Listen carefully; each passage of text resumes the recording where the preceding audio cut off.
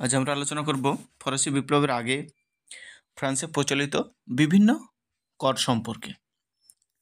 তো চলো শুরু করা যাক। 1 নম্বর হচ্ছে টেইলে। টেইলে হচ্ছে ভূমির উপর ধার্য কর। 2 নম্বর ক্যাপিটেশন। ক্যাপিটেশন হচ্ছে উৎপাদন কর। 3 নম্বর ভেংটিয়াম। ভেংটিয়াম হচ্ছে আয়কর। 4 নম্বর গ্যাবেলা। গ্যাবেলা হচ্ছে লবণ কর। 5 নম্বর টাইথ।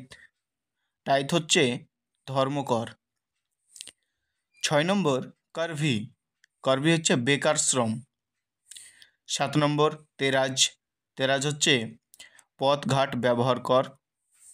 8 নম্বর লদ এ ভং হচ্ছে জমি হস্তান্তর কর। 9 নম্বর ব্যানালাইট। ব্যানালাইট হচ্ছে শস্য ভাঙার কর।